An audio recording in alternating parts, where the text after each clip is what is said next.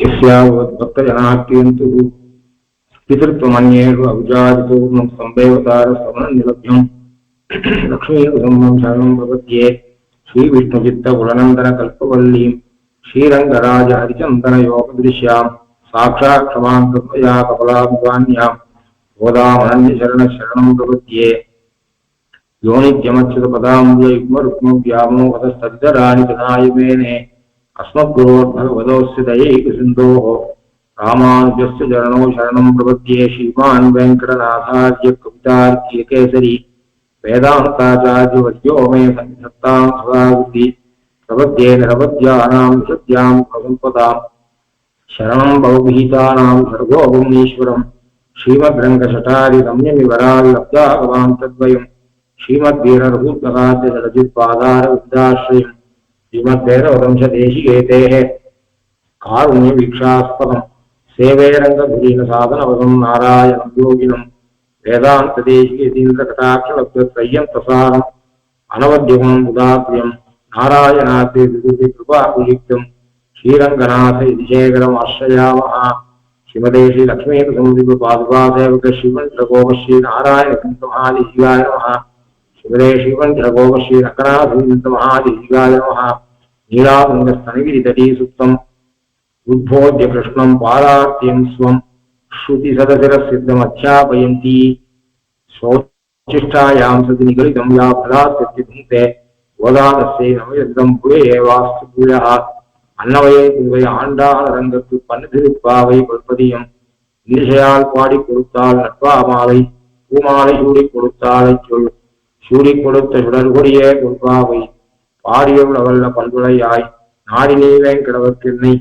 விதி என்ற இம்மாற்றம் நாம் கடவா வண்ணமேனல் இருந்து திருப்பாவை முதல் பாசகத்திலிருந்து விஷயத்தை பார்க்கலாம். பாவை என்பது திருப்பாவை என்கிற இந்த கிரந்தத்துடைய திருநாமம். பாவை என்பது நோன்பு. நோன்பு என்கிற பொருள்ல இந்த பாவை என்கிற சொல் இருக்கு. இந்த பாசுரங்கள்ல பல இடங்கள்ல நாமும் நம் பாவைக்கு சாற்று நீராடினால் என்று பாவை என்கிற சொல் அடிக்கடி பயன்படுத்தப்பட்டிருக்கு. அந்த நோன்பு எப்படிப்பட்ட நோன்பு என்று சொன்னால் மேன்மையாகிய நோன்பு அல்லது மேன்மையை உடைய நோன்பு. ஆகினால திரு என்கிற ஒரு அடைமொழியிடப்பட்டிருக்கு. அதனால திருப்பாவை. அது என்ன சொல்றதுன்னா அந்த திருப்பாவை என்கிற நோன்பை பற்றி பேசக்கூடிய நூல். ஆகினால ஆகு பெயராலே நோன்பை கூறாமல் நோன்பை பற்றிய விஷயங்களை விரித்துரைக்கக்கூடிய நூல் என்பதில் ஆகு பெயராலே பயன்படுத்தப்பட்டிருக்கு. ஆகினாலே அப்படிப்பட்டது பெருமானுக்கு தொண்டு. இந்த நோன்பு என்பது சுவாபதேசத்துல பார்க்க போனால் எம்பெருமானுக்கு தொண்டு செய்வதே பரம புருஷார்த்தம். பெருமானுக்கு தொண்டு செய்தல் என்பது ஒரு விரதம், அதாவது ஒரு நோன்பு. இவள் இப்போ மார்கழி மாசத்துல பண்ணக்கூடிய ஒரு நோன்பை சொல்வதாக மேலோட்டமாக இருந்தாலும் பகவானுக்கே சேஷபூதனான ஜீவாத்மா அவனுக்கு கைங்கரியம் பண்ணுவதே பரம புருஷார்த்தம் என்பதுதான் இங்க நோன்பு. ஆகையினால அதை இந்த கிரந்தத்துல சாய்க்கிறார். ஆகையினால இப்போ முதல் பாசுரத்துல முதல் 5 பாசுரம் நேற்றே பார்த்தோம். 5 அறியாத மாநிலரை வையம் சுமக்குதும் வம்பு என்று ஜீர சொல்லியிருக்க. சுவாமி தேசிகனும் திருப்பாவை பாட்டு 6 என்று சொல்லியிருக்க. முதல் 5 பாசுரங்கள் அந்த நோன்பை பற்றி சொல்றது. இந்த நோன்புல முதல்ல இந்த நோன்புடைய காலம், நோன்பை அனுஷ்டிக்க வேண்டியவர்கள் யார் யார், அதிகாரி யாரு முதலியவை இந்த முதல் பாசுரத்துல சொல்லப்படுது. அதுவும் இந்த நோன்பு நடக்குமா என்பதே சந்தேகம்.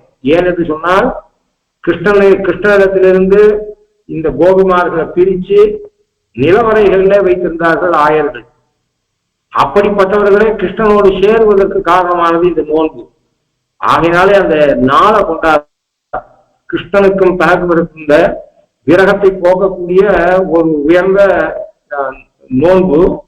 இது யார் இத்தனை நாள் கிருஷ்ணனோட தங்களை சேர்க்க மறுத்திருந்தார்களோ, யாருக்கு கிருஷ்ணனுக்கும் தங்களுக்கும் உள்ள புனிதமான அந்த உறவை தெரிந்து கொள்ள முடியாமல் கிருஷ்ணனையும் இந்த கோபிமார்களையும் பிரித்து வைத்திருந்தார்களோ அவர்களே இங்கு சேர்த்து வைக்கிறார்.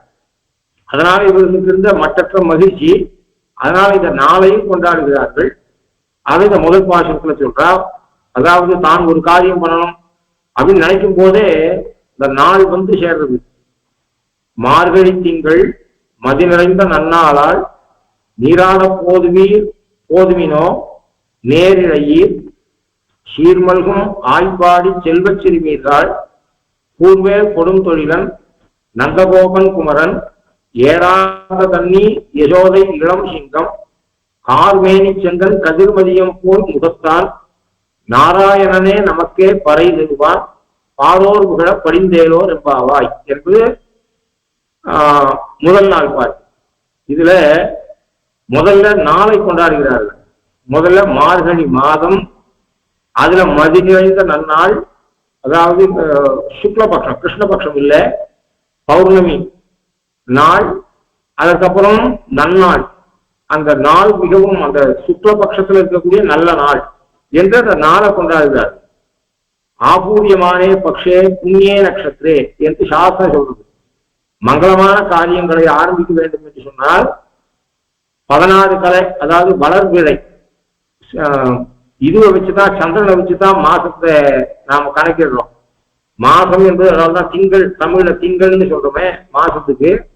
அந்த திங்கள்ங்கிற சொல்லு ஆக்சுவலா திங்களாலே அளவிடப்படக்கூடிய ஒரு காலத்தை சொல்லுது. ஆகு பெயராலே அது திங்கள் என்பது மாசத்தை சொல்லுது. திங்களை கொண்டு அளவிடக்கூடியது. ஒரு திங்களானது, ஒரு சந்திரனானது ஒரு தடவை வளர்றது, ஒரு தடவை தேயம், அதுக்கு உண்டான காலம் அது. அதனால கிருஷ்ணபக்ஷமும் சுக்லபக்ஷமும் சேர்ந்து ஒரு மாசமா இருக்கு. அதனால அந்த திங்கள், அந்த சுபமான காரியங்களை வளர்விரையிலே பண்ண வேண்டும். அந்த வளர்விரையிலே நல்ல நாளை பார்த்து பண்ண வேண்டும் என்று சாஸ்திரம் சொல்றது. ஆபூரியமானே பக்ஷே புண்ணிய நட்சத்திரே என்று சாஸ்திரம் சொல்றது. அப்படிப்பட்டது பொதுவாக நாள் கிடைக்கிறது என்பது கஷ்டம். லோகத்துல கூட பார்க்கலாம், பஞ்சாங்கம் வந்த உடனே பார்த்துட்டு இந்த வருஷம் முகூர்த்த நாள் ரொம்ப குறைவா இருக்கு என்று சொல்லுவார்கள்.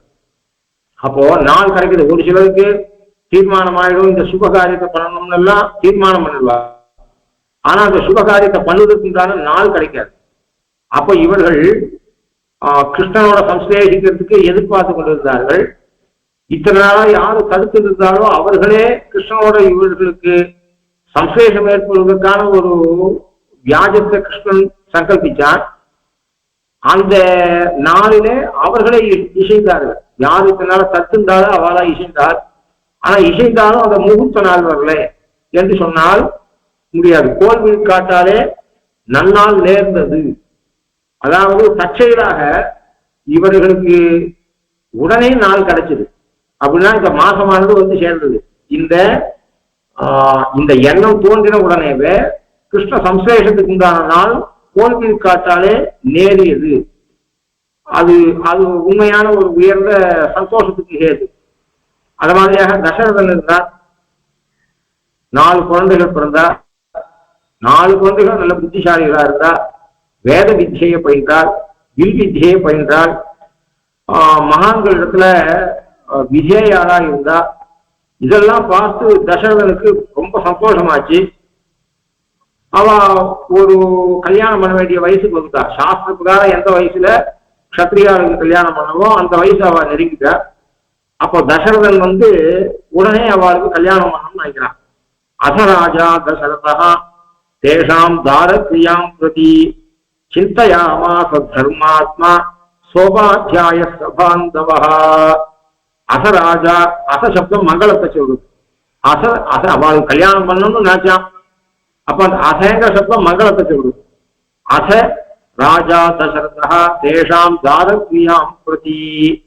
இவர்களுக்கு மனைவியோட இவர்கள் சேர்த்து வாழ வேண்டும், கிரகஸ்தாசிரமத்தை ஸ்வீகரிக்க வேண்டும் என்பதை குறித்து சிந்தையாச தர்மாத்மா. குழந்தைகளுக்கு காலத்துல கல்யாணம் பண்ணணும், இது தர்மம். குழந்தைகளுக்கு கல்யாணம் பண்ணாம அவளை வைத்துக் கொண்டு இருப்பது என்பது பெரும் பாபத்துல சேர்ந்தது. தர்மசாஸ்திரத்துல அந்த தாய் தந்தையர்களுக்கு அவ்வளவு இது சொல்லியிருக்கு, கெடுதல் சொல்லியிருக்கு. ஆகையாலே சிந்தையாமாச தர்மாத்மா அதுவும் வியபதிஷ்டனாக பிரசித்தனாக இருக்கக்கூடிய ராஜாவே குழந்தைகளுக்கு காலத்துல கல்யாணம் பண்ணாட்டா மற்ற யசா ராஜா ததா பிரஜாக ஆயிடுவா. அப்போ தர்ம சிந்தை கொண்டவன் எந்தெந்த சம்ஸ்காரத்தை எந்தெந்த காலத்துல பண்ணணும் என்பதை தெரிஞ்சு அந்தந்த காலத்துல அதை பண்ணக்கூடியவன். அதனால தர்ம சிந்தை கொண்ட அந்த ராஜாவானவன் சோபாத்தியாய சபாந்தவா வசிஷ்டாதிகள்லாம் கூப்பிட்டு கல்யாண விஷயம் தான் ஒத்தனாக தீர்மானம் பண்ண முடியாது என்று வசிஷ்டர் உபாத்தியாயர் முதலியவற்றெல்லாம் கூப்பிட்டு அவளோட விசாரம் பண்ணிட்டு இருக்கான் குழந்தைகளுக்கு கல்யாணம் பண்றதுக்கு. இப்படி அவன் விசாரம் பண்ணிட்டு இருக்கும் போதே சத்திய சிந்தயமானஸ்ய மந்திரி மத்தியே மகாத்மனா அபியாகச்சன் மகாதேஜாக விஸ்வாமித்ரோ மகாமுனி. இவர் வசிஷ்டாதிகளோட தசரதன் இது பண்ணிட்டு இருக்க விசாரம் பண்ணிட்டு இருக்கும் போதே காவலாளி பத்தி சொல்றான், இது மாதிரி விஸ்வாமித்திரர் எழுந்தருள் இருக்கார் என்று. அப்படி கோல் விழுக்காட்டாலே ஒரு மகாத்மா மந்திர திருஷ்டா, அப்படிப்பட்ட மகாத்மா நாம நல்ல காரியத்தை நினைச்சிட்டு ஒரு பேச ஆரம்பிக்கும் போது ஒரு மகாத்மா நம்மாத்துக்கு வரார். நாம நல்ல விஷயத்தை யோசிச்சிருக்கும் போது ஒரு பாகவதர் நம்மாத்துக்கு வந்தா அதை நாம எப்படி பண்றோம், அது ஒரு சந்தோஷமாக ஏற்படும். அப்படி கோல் விழுக்காட்டாலே விஸ்வாமித்திரர் அங்க வாசல் நின்ற என்று சொன்ன உடனே அவனுக்கு அவ்வளவு சந்தோஷம் ஏற்பட்டு போச்சு. அப்படின்னு சொல்ற மாதிரியாக நாம நினைத்திருக்கும் போது ஒரு நாள் கிடைக்கிறதோ, நாம நினைத்திருக்கும் போது ஒரு நல்ல சகுனம் ஏற்பட்டாலோ, மகான்கள் ஆத்துக்கு எழுந்திருந்தாலோ, நாம் ஏதோ நினைச்சிட்டு இருக்கோம் பெருமாள் இருந்தார் வாசல்ல, உடனே சேர்த்து நமக்கு சந்தோஷம் ஏற்பட்டு போகுது. அப்படி இந்த நாள் கிடைச்சதை கொண்டு அதை கொண்டாடுகிறார்கள். மார்கழி மாதம், மார்கழி திங்கள், மாசானாம் மார்கசீஷோகம் என்று கிருஷ்ணனே சொல்றான். கண்ணன் உகந்த மாதம். இப்ப கண்ணனோட சம்ஸ்லேஷம் கிடைக்க போறது இவாளுக்கு. இதனால பிரிச்சு வச்சவர்கள் சேர்ப்பதற்கு உபாயத்தை பண்ணியிருக்கா, அவளே சேர்ப்பதற்கு உபாயத்தை பண்ணியிருக்கா. கண்ணனுக்கு பிடிச்ச மாசம், கண்ணனுக்கு பிடிச்ச மாசம் எப்படி தெரியும் அப்படின்னா கண்ணனே கீதையில மேல சொல்லியிருக்கான். அப்ப கண்ணனுக்கு பிடிச்ச மாசமாக இருக்கிறதுனாலே கண்ணனுக்கு பிடித்த மாதத்துல கண்ணனோட கலவி ஏற்பட போகிறது என்பதனாலே சந்தோஷத்தை சேர்த்து மாசானாம் மார்கசீஷோகம். அதுக்கு கிருஷ்ணன் எதுக்காக இப்படி சொன்னான்றதுக்கு தாத்பரிய சந்திரியில பல காரணங்களை சுவாமி தேசிகர். இந்த மாசமானது தேவதைகளுக்கு பிராத காலம். அது மாதிரியாக இந்த மாசத்துக்கு தான் மேல் மாசத்துக்கெல்லாம் மாறி இல்லையே காரியம் இல்லை. வான் சிறப்பு, கடவுள் வாழ்த்து எழுதினவுடனே வலிவன் வான் சிறப்புன்னு எழுதினான். மழை ரொம்ப முக்கியம், சுபிக்ஷ மழை. நாம கூட ஸ்ரீமத் ராமாயணம்லாம் செவிச்சா கடைசியோ திருவாரூர்னாலோ காலே வருஷத்து பர்ஜன்யா குருவி சசிராலினி எப்படி சொல்றோம். காலத்துல சுபிக்ஷ மழை பெய்யட்டும், பூமி நல்ல விளைச்சல் வரட்டும் என்று சொல்றோம். இது ரொம்ப ரொம்ப முக்கியம். அப்படி இந்த கார்த்தி முடிவு மார்கழி மாசத்துலதான் கர்ப்போடகம் ஏற்படுது. அதாவது சமுத்திரத்திலிருந்து ஜலத்தை ஒரு வருஷத்துக்கு உண்டான மழை பெய்ய வேண்டிய ஜலம் எல்லாம் சமுத்திரத்திலிருந்து எடுக்கக்கூடிய மாசம். அதனால நவமாசத்து கர்ப்பம் பாஸ்கரஸ்ய கபஸ்திபிஹி பீத்வா ரசம் சமுத்திரானாம் தியௌப்ரசுதே ரசாயனம் என்று வால்மீகி பகவான் சொல்றார். நவமாசத்து கர்ப்பம் பாஸ்கரஸ்ய கபஸ்திபிஹி, சூரிய கிரணங்களாலே சமுத்திரத்திலிருந்து கர்ப்பமாகி பர்ஜன்யனானவன் மழையை அப்புறம் பெய்கிறார். ரசாயனம், ரசாயனமான அதாவது உப்பு ஜலத்திலிருந்து எடுக்கப்பட்டு ரசாயனமான ஜலத்தை நவமாச கர்ப்பம் சாகரானாம் பீத்வா ரசம் சமுத்திரானாம் ஜௌப்ரசூதே ரசாயனம் என்று வால்மீகி சொல்ற ரீதியில இந்த வருஷம் மொத்தம் சுபிக்ஷமா இருக்கிறதுக்கு காரணமான காத்தால எழுந்த உடனே நமக்கு மன திருப்தியாக இருக்கிற மாதிரியாக விடியல் காலம் போல இது ஒரு காலம். அதுலயும் பௌர்ணமி திதியில இந்த மாசத்துல மிருகசீர்ஷ நட்சத்திரம் சேருவதனாலே மார்கழி என்று பெயர் பெற்ற காலம். ஆகையாலே அப்படிப்பட்ட மாசத்துல சுக்லபக்ஷத்துல நல்ல காலத்துல கிருஷ்ணனோட சம்ஸ்லேஷம் அது ஏற்பட போகிறது. கிருஷ்ணனோடு சேர்வதே ஒரு உஷக்காலம். ராசி சந்தியா காசித்து அந்தர்நிஷாயாக என்று மாசம் மட்டும் மார்கழி மாசம் அல்ல, இவர்களுக்கு வாழ்க்கையிலேயும் ஒரு விடியல் ஏற்பட்டது. கிருஷ்ணனை பார்க்காத துக்கம், அந்த துக்கம் போய் அவனோட தாபங்கள் எல்லாம் தொலைய கிருஷ்ணனை அனுபவிக்கக்கூடிய மாசமாக இருக்கு. சதாச்சாரிய பரிகிரகத்துக்கு முன்புள்ள நாட்கள் எல்லாம் ஒரு காலராத்திரி பின்பு தேகாவசான தலவும் நல்விடிவு மேலே சொச்சந்த கைங்கரிய மகோத்சவ திவசம் என்று சுவாமி ரகசிய ரத்னாவளில் சாய்கிறார்.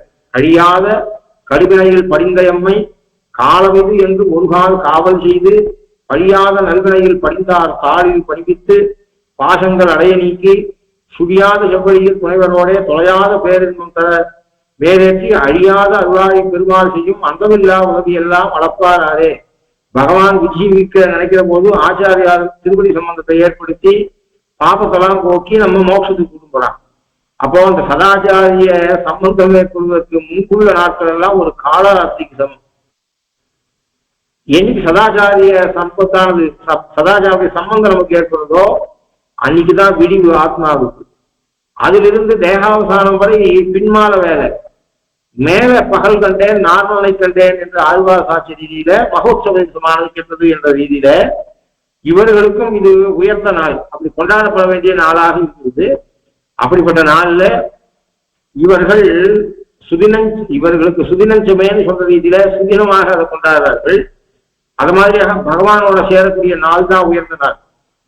வில்விழவுக்காக கிருஷ்ணா கூப்பிடுறதுக்கு அக்ரூரனை கம்சன் அனுப்புறான். அவர் ஏழ்ற அக்ரூரர். அப்ப அவர் சொல்ற இன்னைக்கு கிருஷ்ணனை சேவிக்க போறேன். அச்சமே ஆக்சுவலா காலம் என்பதற்கு சத்துவ ஸ்தம்பத்து கிடையாது. காலம் என்கிற தத்துவத்துக்கு முக்குணம் கிடையாது. இக்குணமின்றி இலங்கிய கால சுவீனமும் என்று சுவாமி சாய் செல்ற ரகசியத்துல. ஆகையினாலே ஆனாலும் நாம் என்ன பண்றோம், சத்துவோன்மேகமான காலம் பின்மாறல சத்துவம் அதிகம் இருக்கும் என்று சொல்றோம். அந்த காலத்துல இருக்க நிகழ்வை கொண்டு மழை காலம் குளிர்காலம் என்று சொன்னால் காலத்துல குளிர் கிடையாது. எந்த காலத்துல குளிர் இருக்கோ அந்த நிகழ்வை இட்டு அந்த காலத்துக்கு அந்த பெயரை வைக்கணும். வருஷா காலம், நல்ல காலம், கெட்ட காலம், வருஷா காலம், இப்படிலாம் நம்ம சொல்றோம். அந்த காலத்துக்கு மேல ஏற்றி சொல்றோம். ஆனா இந்த விஷயத்திலையும் ஒரு நிகழ்வு தான். நமக்கு கிருஷ்ண சம்ஸ்லேஷம் என்னைக்கு கிடைக்கிறதோ அன்னைக்குதான் உண்மையிலேயே நமக்கு நல்ல நாள். என்னைக்கு நாம் சமாசயனம் பண்ணிக்கிறோமோ அன்னைக்குதான் நல்ல நாள். என்னைக்கு நாம பரசமர்ப்பணம் பண்ணிக்கிறோமோ அன்னைக்குதான் நமக்கு நல்ல நாள். அப்படிப்பட்ட அவர் அஜ்யமே சபலம் ஜென்ம சுப்ரபாதாச்ச மே நிஷா என்று அக்ரூரர் சாய்கிறார்.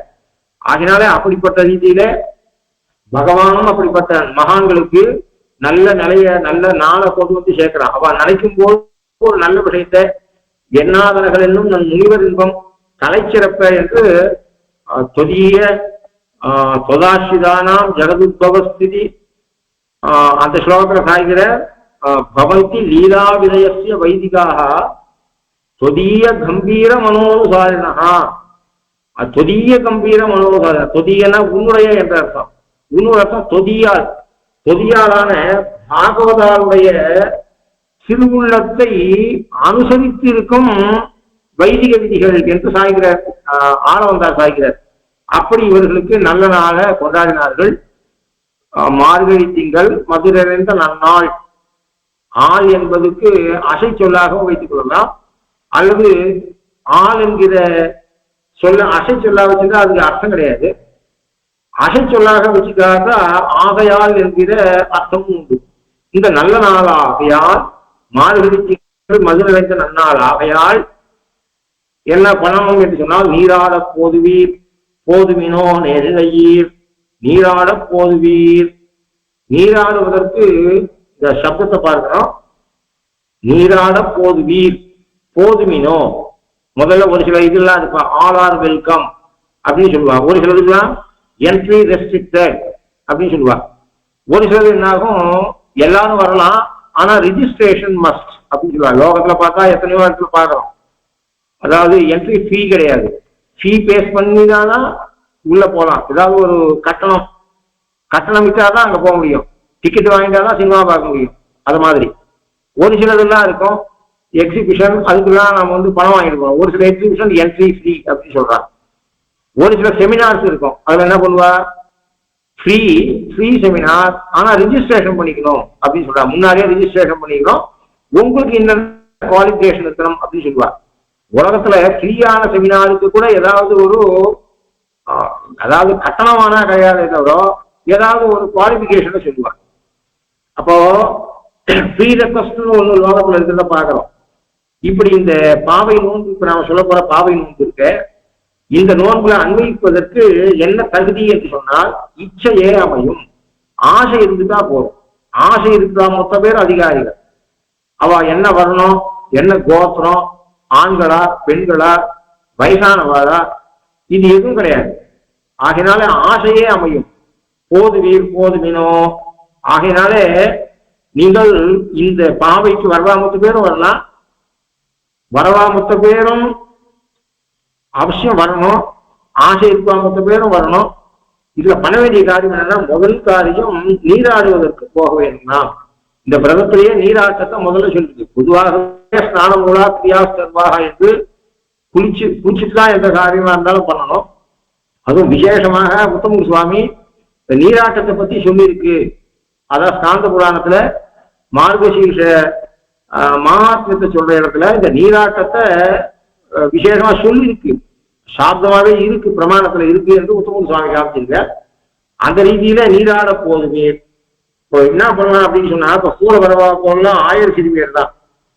அவளுக்கு குளிக்க வருவீர் வாருங்கோள் அப்படின்னு சொல்லிருக்கலாம் பாசுரத்துல.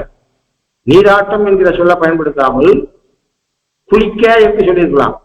போதுவீர் போதுமினோ என்கிற சொல்ல சொல்லாமல் வருவீர் வாருங்கோள் என்று சொல்லியிருக்கலாம். வர என்பவர்கள், குளிக்க வர என்பவர்கள் வாருங்கோள் என்று சொல்லியிருக்கலாம். நீராட போதுவீர் போதுமினோ என்று சொல்லியிருக்க.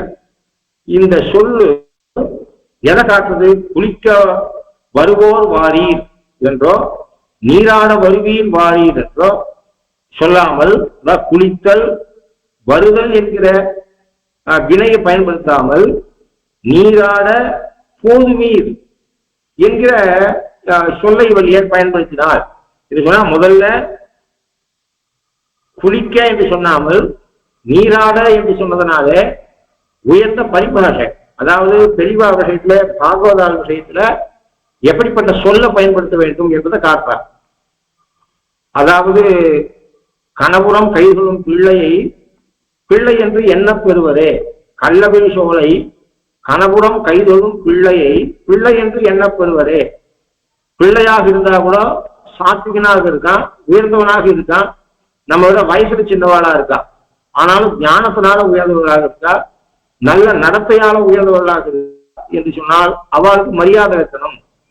ஆழ்வார் சாய்கிற கள்ளவை சோலை கணபுரம் கைதொழும் பிள்ளையை பிள்ளை என்று எண்ணப்படுவரே. அடியனுடைய பிதாமகி இருந்தார். அவளுக்கு வயசான காலத்துல முட்டி வலி, ஒரு 74-75 திருநட்சத்திரம் இருந்தா, ஏதோ ஒரு 55 வயசுல அவளுக்கு முட்டி வலி வந்தது. பழைய காலத்துலாம் வைத்தியம் பண்ணிக்க மாட்டா, அப்படியே பகவத் சங்கர் பொண்ணு, அதுக்கு தகுந்த உடம்புக்கு தகுந்த மாதிரி தன்னை மாத்திட்டு வாழ்ந்துருவா. அதனால அவளுக்கு காலை நீட்டிட்டு உட்காந்தா வலி இருக்காது, மடக்கினா வலி வந்துடும்.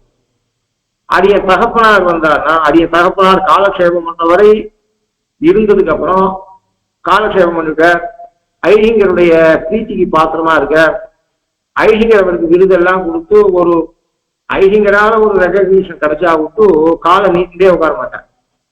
அப்பா எத்தனையோ தடவை, ஏமா நீ காலை மடக்கிட்டு உட்காந்துக்க, எனக்காக நீ காலை நீட்டிக்கோ, பிள்ளை விஷயத்துல இதெல்லாம் பார்க்காத, நான் ஆத்துலயே இருந்தா நீ அப்படியே காலை மடக்கிட்டே உட்காந்து இருந்தா உனக்கு கால் வலி வரும். என்ன சொன்னாலும் அவன் அது மாதிரி டாவ் போட்டு கூப்பிடுறத விட்டுட்டா பிள்ளைய. அப்பா சொல்லு, இந்த சந்தை சொல்லும் போது தன் அம்மாவை நினைச்சிட்டு சொன்னார். வரைக்கும் ஆழ்வார் சாய்கிறது கணபுரம் கைதொழும் பிள்ளையை பிள்ளை என்று என்ன பெறுவதேன்னு வாசிக்காதவோ எங்க அம்மா அவளே அப்புறம் டா போட்டு கூப்பிட விட்டுட்டா.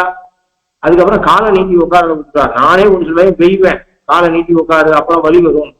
வேற வழியே இல்லாத வழி இருந்தா கூட முகத்தை என் பக்கம் வச்சுட்டு காலை வேற பக்கம் நீட்டிட்டு உட்காருவாவோ அப்படின்னு சொல்ற ரீதியில, அப்ப பாகவதால் விஷயத்துல குளிக்க வாங்கோ என்று சொல்லக்கூடாது, மரியாதையான வார்த்தையை பயன்படுத்தணும் என்பதற்காக நீராடம் ஐடிங்க நீராட்டம் கண்டருளியாச்சா என்று சொல்லணும். ஐடிங்க குளிச்சாச்சான்னு சொல்லக்கூடாது. அது மாதிரியாக நீராட்டம் கண்டருள்கள் என்று சொல்லணும் லோகத்துல. அப்படி இவள் உயர்ந்த சொல்ல பாகவதால் விஷயத்துல தனக்கு ஒத்த வயதை கொண்ட சிறுமியர்களாக இருந்தால் கூட அவர்கள் விஷயத்துல இந்த நீராட்டம் என்கிற சொல்ல பயன்படுத்தார். அது மாதிரி நீராட வாருவீர் வாரீர் என்று சொல்லாமல் போதுவீர் போதுறதுன்னா போறது அப்படின்னு அர்த்தம். வருதலுக்கு ஆப்போசிட் வேர்டு போதுவீர். வாரீர் என்பதற்கு எதிர்ச்சொல். ஏன் சொல்றேன் அப்படின்னா, நான் முந்திரி கொட்ட மாதிரி முதல்ல நான் நடந்து போக மாட்டேன். நீங்கள் நடக்க உங்கள் பின்னாடி நான் நடந்து போக வேண்டும். அதாவது ஒரு மகான்கள் இருக்கிற இடத்துல இப்ப லோகத்திலாம் பார்த்தா இது எல்லாம் மரியாதை எல்லாம் போயிடுச்சு. ஒரு அப்பா இருக்கிறதுனா எதிர சமமா உட்கார மாட்டான். ஆத்துல அப்பாவுக்கு சமமாக குழந்தைகள் உட்கார மாட்டா. பெரியவா மேல ஊஞ்சில உட்கார்ந்துருக்காருன்னா கீழே உட்காருவா. சேவா காலத்துக்கு போனா சேவா காலம் பண்றவாளோ வேத பாராயணம் பண்ணுவாளோ முதல் ரோல பெரியவா தான் இருப்பா. 2வது ரோல 3வது ரோல தான் சின்ன வயசுக்காரா இருப்பா. அது மாதிரி சேவாகாரம் பண்ணும்போது முதல் 2 அடிய சின்ன வயசுக்காரா சேவிக்க மாட்டா. முதல் 2 அடிய பெரியவா சேவிப்பா, 2வது 2 அடிய இவா சேவிப்பா. அது மாதிரி பெரியவாளுடைய குரலுக்கு ஒத்து சின்னவா சேவிப்பா. சின்னவா குரலுக்கு ஒத்து பெரியவா சேவிக்கணும்னு எதிர்பார்க்க மாட்டா. சின்னவா ஒரு சேவா காலத்துக்கு போனா இவ்வளவு வித்தியாசம் இருக்கு. ஒரு பாராயணத்துக்கு போனா, அதாவது பெரியவாளோட சம்பந்தம் தானாகவே இந்த ஒழுக்கம் எல்லாம் தானா வரும். மகான்கள் இருந்தா மகான்கள் தான் முதல் லைன்ல வரணும் சேவா காலத்துல. நாம பின்னாடி இருக்கணும். 2வது ரோவோ 3வது ரோவோ 4வது ரோலையோ இருக்கணும். அது மாதிரி அவாதான் முதல் 2 அடி சேவிக்கணும். நாம பின்னாடி 2 அடி தான் சேவிக்கணும். அவாளுக்கு ஒத்து நாம சேவிக்கணும். நமக்கு ஒத்து அவா சேவிக்கணும்னு எதிர்பார்க்க கூடாது. இப்படி ஒரு மரியாதை இருக்கிற மாதிரியாக இவள் என்ன சொல்றா, நான் முதல் லைன்ல போக மாட்டேன், நான் தலைமையை ஏற்று போக மாட்டேன். இப்படி வரக்கூடிய இச்சையிலிருந்து வரக்கூடிய பாகவதோத்தமர்களே, நீங்கள் முன்னிருந்து நடத்தலாம் இந்த பாவையை. நான் உங்களுக்கு சககரிக்கவளாக இருப்பேன். நீங்கள் முதல்ல நடக்கணும். உங்க பின்னாடி உங்கள் நடையழக பார்த்து கொண்டு நான் நடக்க வேண்டும். அங்க ஆழ்வார் சாட்சியம் இந்தலூர் பாசுரத்துல நம்மை ஒரு கால் காட்டி நடந்தால் நாங்கள் உய்யோமே என்று சாட்சிய ரீதியில, எப்படியானால் ராமன் சீதை முன்பு நடக்க ஒரு சில இடங்கள்ல முள்ளு இருந்தா லக்ஷ்மணன் முதல்ல நடக்க, ஒரு சில இடங்கள்ல காட்டுக்கு போகும்போது இளைய பெருமாள் பின்னாடி நடந்தது உண்டு. ஆகையாலே அப்படி இளைய பெருமாள் எப்படி பவ்யத்தோட ராமனுக்கு சீதைக்கு பின்னாடி நடந்தாரோ, அது மாதிரி நீங்கள் முன் செல்ல நாங்கள் பின் செல்கிறோம். அப்போ செல்லுதலுக்கு மட்டும் இல்ல, நீராடுவதற்கு ஆற்றுக்கு போகும்போது மட்டும் நீங்கள் முன் செல்ல நான் பின் செல்வது என்பதல்ல. இந்த விரதத்தையும் முன்னிருந்து நடத்த வேண்டியவர்கள் நீங்கள். நாங்கள் உங்களுக்கு சககாரம் பண்ண வேண்டும், உங்களுக்கு உதவி புரியவர்களாக நாம் இருக்க வேண்டும் என்பதை காட்டுவதற்காக வாரீர் வர என்பவர்கள் வாருங்கோல் என்று சொல்லாமல் போதுமீர் போதுமினோ என்று சொன்னார். சரி, நீராட போதுமீர் என்று சொல்ற நீராட போதுமீர்னு சொல்ற சப்தத்துல நீராட்டம் என்கிற சொல்லுக்கு என்ன அர்த்தம் என்று சொன்னால், இந்த பிரபந்தத்துக்கே திருப்பாவ பிரபந்தத்துக்கே 2 சப்தம் ரொம்ப உயிர்நாடியான சப்தம். நீராட்டம் பறை, அதெல்லாம் இந்த சப்தம் இற்றை பறை கொள்வான் அன்றுகான் கோவிந்தா. அப்புறம் கடைசியில சிற்றஞ்சிறுகாலே வந்து உன்னை சேவித்து உன் பொற்றாக மறையடியே போற்றும் பொருள்களாய் பெற்றம்மே துண்ணும் குளத்தில் பிறந்து நீ குற்றே வளங்களை கொள்ளாமல் போகாது இற்றை பறை கொள்வான் அன்றுகான் கோவிந்தா. அங்கேயும் பறை என்கிற சப்தம் சொல்றேன். அது மாதிரி நீராட்டம் என்கிற சப்தத்தை சொல்றேன். இப்போதே எம்மை நீராட்டு என்று சொல்கிறார். இந்த நீராட்டம் என்கிற சொல்லும் பறை என்கிற சொல்லையும் இவள் பயன்படுத்திட்டார். இதுதான் இந்த ரொம்ப முக்கியமான 2 சப்தம். அதனால முக்கியமான சப்தமா இருக்கிறதால இந்த நீராட்டம் என்கிற சொல்லுக்கே ஒரு 2 நாள் உபன்யாசம் பண்ணலாம், 4 நாள் உபன்யாசம் பண்ணலாம். ஆனால் இந்த நீராட்டம் என்கிற சொல்லுக்கு ஓரளவுக்கு மேலோட்டமாக ஒரு அர்த்தத்தை பண்ணுவோம். இப்போ ஒரு கிரந்தத்தோட தாத்பரியத்தை நாம் தெரிந்து கொள்ள வேண்டும். அதாவது அற்றத்தை அறிய அடையாளங்கள் 6. அற்றம்னு சொன்னா தாத்பரியம். ஒரு புஸ்தகம், அந்த புஸ்தகத்துல அந்த எழுத்தாளர் சொல்ல வந்தது என்ன? ஸ்ரீமத் ராமாயணம் வால்மீகி பகவான் சாச்சிருக்க. அந்த புஸ்தகத்துக்கு தாத்பரியம் என்ன என்று சொன்னா சரணாகதியை பத்தி சொல்றது.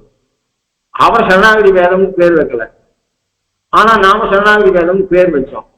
இது எப்படி வச்சோம் என்று சொன்னால், அவருடைய தாத்பரியத்தை அறிவதற்கு, அதாவது அந்த கிரந்தத்தை எழுதியவருடைய திருவுள்ளத்தை அறிவதற்கு 6 குறிப்புகள் இருக்கு, லிங்கங்கள் இருக்கு.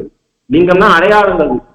இன்ன அடையாளத்தை கொண்டு அந்த எழுத்தாளருடைய தாற்பயத்தை நாம் தெரிந்து கொள்ளலாம். அற்றம்னு பேரு, தாற்பயத்துக்கு தமிழ்ல அற்றம்னு பேரு. அற்றம் அறிய அடையாளம் 6. அத சொல்றது சம்ஸ்கிருத்ல ஸ்லோகம். உபக்ரமோபசம்ஹார அபியாச அபூர்வசாஃபலம் அர்த்தவாதோபத்தீஜ லிங்கம் தாத்பரிய நிர்ணயே.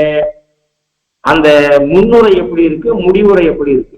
முன்னுரையும் முடிவுரையும் ஒரு அடையாளம்.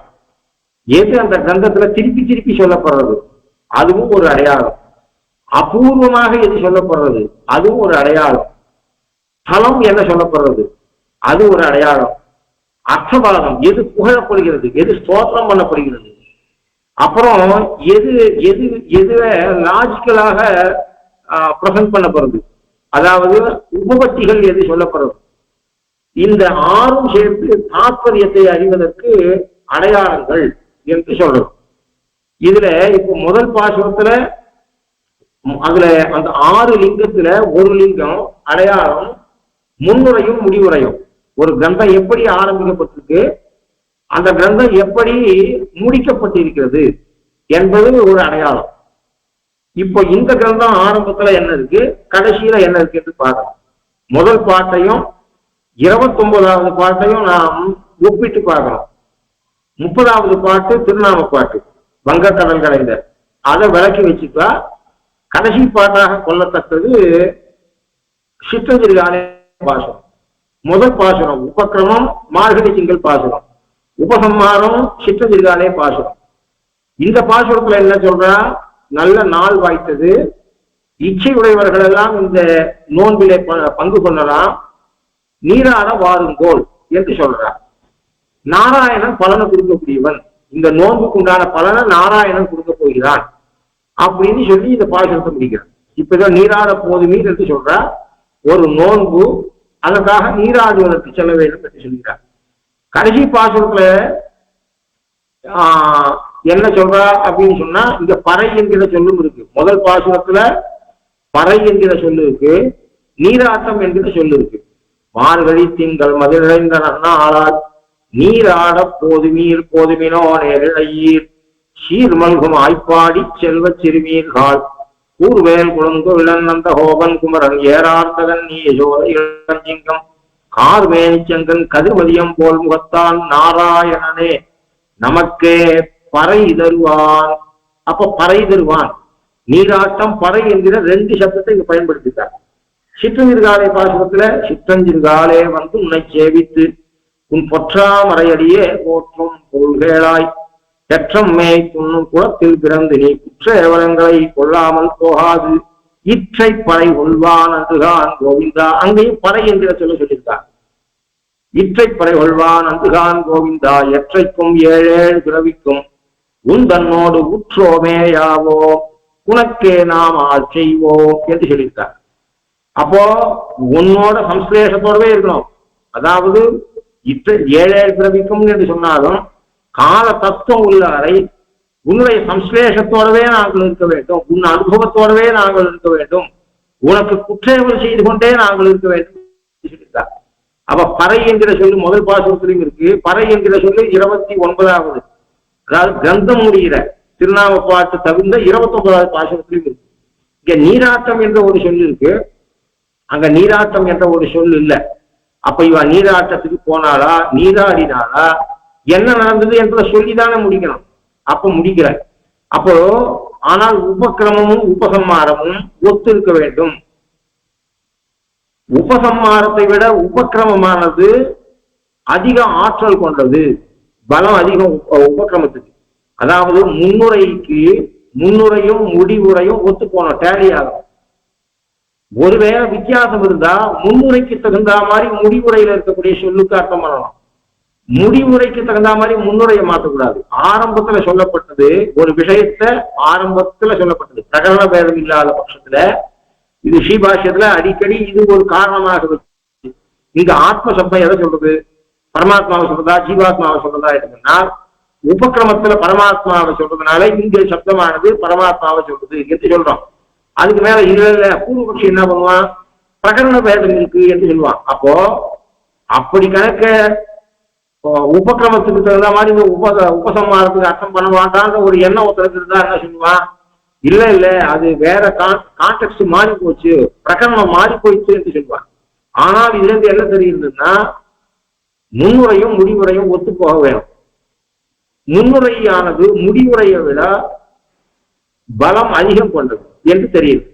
அப்போ இப்ப நீராட்டம் என்கிற சொல்லு இங்க சொல்லியிருக்கா, அந்த நீராட்டம் இவா போனாலா நீராடினாலா என்ன நடக்குது என்பதை சொல்லிதானே முடிக்கிறோம் கிரந்தத்தை, அங்க சொல்லி முடிக்கல. ஆனா உபக்கிரமத்துல நீராட்டம் இருக்கிறதுனாலே உபசம்மாரத்துல நீராட்டம் இருக்கணும். அது நீராட்டம் என்பது பகவானோட உந்தனோடு உத்தோமையாவோ உனக்கே நாமாச்சிவோம் என்பதாக சொல்லியிருக்கார். அப்ப என்ன பண்ணும், நீராட்டம் என்கிற சொல்ல சொல்லாமல் வேற ஏதோ ஒரு சொல்லாலே இந்த நீராட்டம் என்கிற சொல்லுக்கு அவள் அங்க ஆண்டாள் குறிப்பிட்டிருக்கா என்பது தெரியுது. அப்போ இங்க நீராட்டம் என்பது கிருஷ்ணனோட சம்சேஷம் என்பதுதான் அப்படின்றது நல்லா தெரியுது. அதனால் இவள் பிரார்த்திக்கிறாள் என்று தெரியுது. சரி, நீ சொல்ற உபக்கிரமமும் உபசம்மாரமும் டேலியாகணும். அதனால இந்த நீராட்டம் என்கிற சொல்லுக்கு நாம் கிருஷ்ண சம்சேஷம், கிருஷ்ணனை அனுபவித்தல் என்று பொருள் சொல்லணும்னு நீ சொல்ற. அந்த சொல்லுக்கு அந்த சக்தி இருக்கிறமே, இல்லாமல் இது எப்படி சொல்ல முடியும்?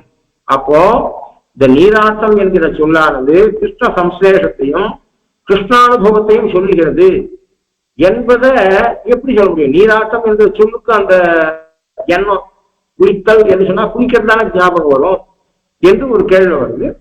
அதுக்கு கொஞ்சம் விஷயம் தெரிஞ்சு கொள்ள வேண்டும். இது பெரிய ஆராய்ச்சி பண்ண வேண்டிய விடயம்.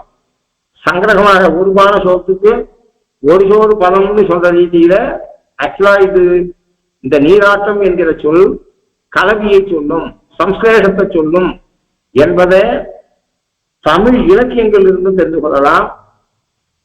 அது தவிர உபனிஷத்தில் இருந்தும் தெரிந்து கொள்ளலாம், ஆழ்வார்கள் ஸ்ரீசுக்தியிலிருந்து தெரிந்து கொள்ளலாம், அது மாதிரியாக ஆச்சாரியாருடைய ஸ்ரீசுக்தியிலிருந்து தெரிந்து கொள்ளலாம். அது மாத்திரம் இல்லாத திருப்பாவையிலேயே குறிப்பாலே இது உணர்த்தப்படுகிறது. ஆகையினால நீராட்டம் என்கிற சொல்லுக்கு பொருளை 5 வகையிலையும் பல பல எக்ஸாம்பிள்ஸ் இருக்கு. இப்ப நான் இந்த உபநிஷத்துல எங்க பயன்படுத்தி இருக்கு நீராட்டம் என்கிற சொல்லு சம்ஸ்லேஷத்தை சொல்லும் என்பதற்கு தமிழ் இலக்கியங்கள்ல ஒரு 5-6 உதாரணம் கொடுக்கலாம். அது வேண்டாம் ஒரே ஒரு உதாரணம். உபநிஷத்துல பல இடங்களை சொல்லலாம், ஒரு இடம். ஆழ்வார்கள் பல இடங்களை பயன்படுத்தியிருக்கா, அதுக்கு ஓர் இடம். சுவாமி தேசிகன் ஆச்சாரியால சுவாமி தேசிகனே பல இடங்கள்ல பயன்படுத்தியிருக்கார், அதுக்கு ஒரு இடம். இந்த நீராட்டம் என்கிற சொல்லானது சம்ஸ்லேஷத்தை குறிக்கும்படியாக இந்த இலக்கியத்திலேயே ஆண்டாள் எப்படி பயன்படுத்தியிருக்கா அதையும் பார்க்கலாம். இதுல ஒவ்வொன்றும் பார்க்கலாம். ஐங்குறுநூறு என்கிற தமிழ் இலக்கியத்துல செம்புணராதி ஒரு தலைவனும் தலைவியும் சேர்ந்து அவர்களுடைய கலவிய செம்புணலாடினர் என்று சொல்கிறார். அத மாதிரி நின்னொரு தன் புனலாடுதும், உன்னோடு நான் புனலாட வேண்டும் என்று ஒரு தலைவி சொல்லும்படியாக பாடல் இருக்கு. ஆகினாலே அங்கு புனலாடுதல், செம்புணலாடி, தன் புனலாடுதும் என்ற சொற்கள் ஆண் பெண் கலவியை சொல்லும்படியாக இலக்கியத்துல இருக்கு. சரி, உபனிஷத்துல எப்படி இருக்குன்னா ஏஷ பிரம்ம பிரவிஷ்டோஸ்மி கிரீஷ்மே சீதமிவ ஹ்ரதம் என்று சொல்லியிருக்கு. இது உபனிஷத் வாக்கியம் என்று சங்கல்ப சூரியோதயத்துல இந்த வாக்கியத்தை மனசுல வச்சுட்டு சுவாமி தேசிகன் ஒரு ஸ்லோக சாட்சித்த, அதுக்கு இது உபனிஷத்து வாக்கியம் என்று அந்த இடத்துல இது உபனிஷத் வாக்கியம் என்று சொல்கிறார்கள். இந்த ஸ்லோகத்துக்கு மூலபூதமான வாக்கியமானது உபனிஷத் வாக்கியம் என்று சொல்கிறார்கள் என்று உத்தமூர் சுவாமி வியாக்கியானம் பண்ணுங்க. ஏஷ பிரம்ம பிரவிஷ்டோஸ்மி கிரீஷ்மே சீதமிவ ஹ்ரதம். இந்த பகவத் அனுபவம் என்பது எப்படிப்பட்டதுன்னா கிரீஷ்மே சீதமிவ ஹ்ரதம். பகவத் அனுபவமானது கோடை காலத்துல, கிரீஷ்ம காலத்துல, கோடை காலத்திலே மடுவில் குளிப்பதற்கு சமம். கோடை காலத்துல உடம்புல தாபம் அதிகம் இருக்கும். கிராமத்துல இருக்க குழந்தைகள் 5 தடவை 6 தடவை குளிக்கும். ஆகையினாலே கோடை காலத்துல தாபம் இருக்கிற நல்ல வெயில் இருக்கிற பொழுது குளிர்ந்த மடுவில குளத்துல இதுல குளிக்கும் போது ஏற்படும் போது எப்படியான தாபம் உடனே அந்த ஜலத்துல அமிழ்ந்த உடனே தாபம் போகிறதோ அப்படி பகவானை அனுபவிக்க ஆரம்பிக்கிற க்ஷணத்திலேயே அனுபவிக்கணும்னு நினைக்கும் போதே தாபம் போயிடுது. இந்த சம்சார தாபம் ஆத்தியாத்மிகம், ஆதி பௌதிகம், ஆதி தெய்வீகம் என்கிற இந்த தாபங்களை உடனே போக்கக்கூடிய சக்தி இந்த பகவத் அனுபவத்துக்கு உண்டு என்பது இதுல இருந்து தெரியுது. இந்த உபநிஷத்துல இருந்து தெரியுது, வாக்கியத்துல இருந்து தெரியுது. சரி, இங்க ஒரு கேள்வி வருது. குளிக்கிறது என்பது இந்த மடுவுல தேங்கின ஜலம் இருக்க, அந்த தேங்கின ஜலத்துக்கு ஒரு தன்மை உண்டு. அத சம்ஸ்கிருதத்துல ஒரு ஸ்லோகம் சொல்றது, கூபோதகம் வடச்சாயா நாரி பீன பயோதரோ சீதகாலே பஜந்தி உஷ்ணம் உஷ்ணகாலேத்து சீததாம் என்று அந்த ஸ்லோகம் சொல்றது. 3 வஸ்து, அதுல ஒரு வஸ்துவை பத்தி உபன்யாசத்துல வேண்டாம், சிங்கார விடயம். இது 2 வஸ்து, கூபோதகம் மடு கனவினுடைய ஜலம், வடச்சாயா ஆலமரத்தினுடைய நிழல், 3வது ஒரு வஸ்து. இது 3ம் சீதகாலே பஜந்தி உஷ்ணம், குளிர்காலத்திலே சுட்டுண்டு இருக்கும். ஆலமரத்து கீழே போய் நாம நிந்தம் என்று சொன்னால் குளிர்காலத்துல கரிக்கு மூட்டி பக்கத்துல உட்காண்டா மாதிரியாக இருக்கும்.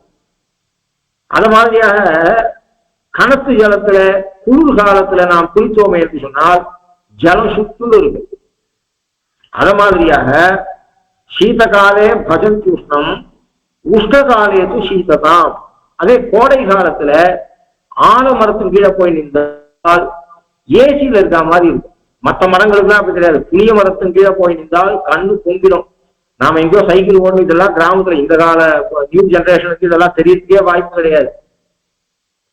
8 கிலோமீட்டர் 10 கிலோமீட்டர் அடியெல்லாம் பாலிடெக்னிக் போறதுக்கு சைக்கிள் ஓட்டிட்டு போனா வழியில கஷ்டமோ நஷ்டமோ இல்லையா புங்க மரம் அப்படி இருந்தாதான் நிக்கிறமே தவிர, வெயிலுக்காக பார்த்து புளிய மரத்தின் கீழே ஒரு 1/2 மணி நேரம் நின்றோம்னா அப்ப கண்ணு பொங்கி போயிடும், சூடு இருக்கும்.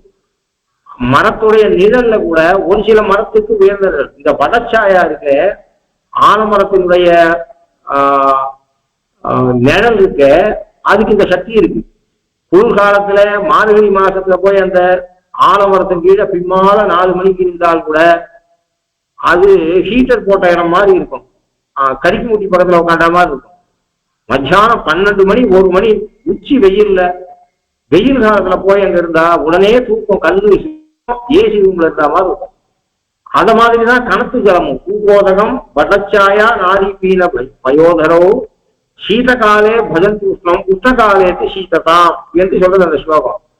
அது மாதிரியாக மடுவுல வெயில் காலத்துல கீழே ஐஸ் வாட்டர் மாதிரி இருக்கும், மேல ஒரு 1/2 அடி சுட்டு இருக்கும், கீழே எல்லாம் ஐஸ் வாட்டர் மாதிரி இருக்கும். குளிர்காலத்துல போய் அமிர்தோம் என்று சொன்னால் சுட்டுன்னு இருக்கும் ஜலம். அப்படி சுகத்தை கொடுக்கக்கூடியது இந்த 3 பொருட்களும். குளிர்காலத்துல உஷ்ணமாக இருந்து உஷ்ண காலத்துல சீத்தத்தை, அதாவது சைத்தியத்தை அடைஞ்சு நமக்கு சுகத்தை கொடுக்கக்கூடிய பொருள்கள் என்று சொல்லியிருக்கு. அப்ப என்ன பண்ணலாம், பகவானை அனுபவிக்கிறது என்பது மடுவிலே குளித்தல் என்று சொன்னாலே போறோம். மடுவுல குளித்தல் என்கிறதே போறோம் பகவத் அனுபவத்துக்கு உதாரணம் கொடுக்கறதுக்கு. ஆனா கோடை காலத்திலே மடுவிலே குளித்தல் என்று ஏன் சொல்ல வேண்டும்? ஏன்னா குளிர்காலத்திலே அது சுகம் கொடுக்க போறது. மடு ஜலமானது குளிர்காலத்துல சுட்டு நின்று சுகம் கொடுக்க போறது, வெயில் காலத்துல ஐஸ் வாட்டர் மாதிரி இருந்து சுகம் கொடுக்க போறது. எப்படியும் மடு ஜலம் எல்லா காலத்திலையும் சுகத்தை கொடுக்கக்கூடியது தானே. அப்போ பகவானை அனுபவித்தல் என்பது மடுவிலே தீர்த்தாமாடுவதற்கு சமம் என்று சொன்னாலே போதுமே. ஏன் கோடை காலத்திலே மடுவில தீர்த்தாமாடுவது என்று சொன்னால் அதுக்கு காரணம் 2 காலத்திலையும் மடுவினுடைய தீர்த்தமானது சுகத்தை கொடுக்கக்கூடியதாக இருந்தாலும் குளிர்காலத்துல முதல்ல மடுவை இறங்கும் போது ஒரு க்ஷணம் துக்கம் இருக்கும், அமிர்ற போது ஒரு படபடப்பு வரும், அமிர்தா எழுந்துக்கவே தோணாது. அப்போ ஆரம்பத்துல கிராமத்துல குழந்தைகள் போனா குளிக்க போனா மார்கழி மாசத்துல மார்கழி தைலெல்லாம் ஆத்துல இருந்து கிளம்பி போயிடுங்கள். அங்க போனா விட்டு காலை கட்டிட்டு கொஞ்ச நாளை அமிர்தத்துக்கு பயந்துட்டு கொஞ்சம் காலை கட்டிட்டு அங்க உட்கார்ந்துருக்கும், கரையில உட்கார்ந்துருக்கும். அப்ப அம்மா அடிச்சு அதை அமுத்துவா. அமுத்துட்டா அப்படின்னா அப்புறம் ஏறியே வராது குழந்தைகள். அப்ப ஆரம்பத்துல கொஞ்சம் துக்க கலப்பு உண்டு. அந்த நரவாப்பில அமிர்த பின்பு சுகம், ஆனா அமிர்வதற்கு முன்பு கொஞ்சம் துக்கம் கிடைக்கும். அப்படி பகவத் அனுபவம் அப்படின்னு சொல்லிட்டா கொஞ்சம் துக்க மிஷம் இருக்கும் அப்படின்ற எண்ணம் வந்துடும். அதை போக்குறதுக்காக அதே குழந்தைகள் என்ன பண்ணும், வெயில் காலத்துல தூரேந்து ஓடி வந்து தொப்புன்னு பிடிக்கும். கரையில குந்தி உட்காராது, குழந்தைகள் உட்காராது. ஏன்னு சொன்னால் அப்போ கொஞ்சமும் துக்க மிஷத்தும் கிடையாது. ஆகையினாலதான் குளித்தா விட்டு 2 காலத்திலையும் ஜலம் சுகம் கொடுத்தாலும் குளிப்பதற்கு முன்பு குளிக்கணும் என்று எண்ணும் பொழுது மார்கழி மாதத்துல குளிர்காலத்துல கொஞ்சம் துக்கம் கலக்கும். அப்படிப்பட்ட துக்கம் கலப்பற்றது பகவத் அனுபவம் என்று சொல்வதற்காக அது கிரீஷ்மே சீதம் விவகாரம் என்று சாஸ்திரம் சொல்லிட்டு இத மகாபாரதத்துல இருக்கு. மகாபாரதத்துல அரக்கு மாளிகையில பஞ்சபாண்டவார தங்க வச்சு அவளை அழிச்சிடணும்னு துரியோதனன் பிளான் போட்டான். கூட்டான், பஞ்சபாண்டவர் வந்தா, குந்தியும் வந்தா. இவன் 6 பேரையும் அரக்கு மாளிகையில படுக்க வச்சான். இவனுடைய இந்த எண்ணம் விதுராழ்வானுக்கு ஏற்கனவே தெரிஞ்சிருந்தது. அவர் என்ன பண்ண, இத ஒரு சுரங்க பாதையை அமைச்சுட்டார். அவரை வெளிவரத்துக்கும் வழியை பண்ணிட்டார். ராத்திரி கொளுத்திட்டான். விதுரருடைய புத்திசாலித்தனத்தினால அமைக்கப்பட்ட சுரங்க பாதையால இவன் 6 பேரும் வெளியில வந்து தப்பிச்சது அந்த அமைச்சனுக்கு தெரியாது. சுரங்க அந்த இது மொத்தம் அரக்கு மாளிகை மொத்தம் எரிஞ்சு விழுந்து அமைச்சன் வந்தான். திருதராஷ்டிரம், சுயோதனன் இவா இருக்கிற இடத்துக்கு வந்து அரக்கு மாளிகை எரிஞ்சுட்டு அவ பிழைக்கிறதுக்கே வாய்ப்பு கிடையாது, இவ்வளவு நாளை கருகி போயிருப்பா என்று சொன்னான். அப்போ சந்தோஷம். சர்வாத்மனா அந்தனான திருதராஷ்டிரனுக்கும் துரியோதனாதிகளுக்கும் ரொம்ப சந்தோஷம். அத மகாபாரதத்துல வியாச பகவான் சொல்லும்போது அந்தர்ஹிஷ்ட மனாச்சாது பகிஹி துக்க சமந்திதா அந்தசீதோ பகிஷோஷ்ணோ கிரீஷ்மே அகாத ஹிருதோ யதா. இதே உதாரணத்தை உபனிஷத்துல சொன்ன அதே உதாரணத்தை வியாச பகவான் மகாபாரதத்தை சாய்கிறார். அந்தர்ஹிஷ்டமனாக அவன் அமைச்சர் வந்து சொன்னான், அரக்கு மாளிகை எரிஞ்சு போச்சு, அவன் 6 பேரும் போயிட்டு இருப்பான்னு சொன்னான். அதை கேட்ட உடனே ஹிருதயத்துல அவ்வளவு சந்தோஷம். யாருக்கு? துரியோதனாதிகளுக்கு. பகிஹி துக்க சமந்திதா. தன்னோட இந்த பிளான் தெரிஞ்சிட போறதே என்பதற்காக வெளியில ஆக்ட் பண்றார்.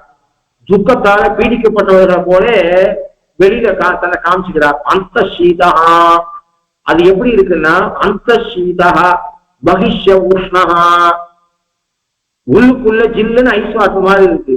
வெளியில ஒரு 1/2 அடி 10 அடி ஒரு மடு, 10 அடியில மேல 1/2 அடி சுற்று இருக்கு ஜலம், கீழே 9 அடி ஐஸ் வாட்டர் மாதிரி இருக்கும் கோடை காலத்துல. அப்படி இருக்கிறார்கள். அதை உதாரணமாக கொடுக்குற யாரு? துரியோதனாதிகளுடைய மனசு எப்படி இருக்குதுன்னா, மனசுல சந்தோஷம் பொங்கறது, வெளியில ஆக்ட் பண்றான். ஐயோ பஞ்சபாண்டவால் போயிட்டாலே இப்படி ஆகும்னே நினைக்கிறீன்னு வெளியில அழறான். ஆகையால அந்தர்ஹிஷ்டமனாச்சாதோ பகிஹி துக்க சமந்திதா அந்தசீதோ பகிஷ்ய உஷ்ணஹா கிரீஷ்மே அபாத ஹிருதோ யதா. கிரீஷ்ம காலத்துல அபாத ஹிருதா அப்படின்னா ரொம்ப ஆழமான நீர்நிலை மடு. அது எப்படி இருக்குமோ, ஏன்னா இருக்கிறதே 2 அடின்னா அவ அம்பு குளிக்க முடியாது, சூரிய கிரணம் உள்ள பரவிடும். ஆழமான தீர்த்தம் கொண்ட மடு கோடை காலத்துல எப்படி இருக்குமோ அப்படி இந்த திருதராஷ்டிரம், துரியோதனன் முதலியவர்கள் இருந்தார்கள் என்று சொல்றான் என்று வியாச பகவான் சாய்கிறார். இதை வில்லிபுத்தூரா தமிழாக்கம் பண்ணி சாய்கிறார்.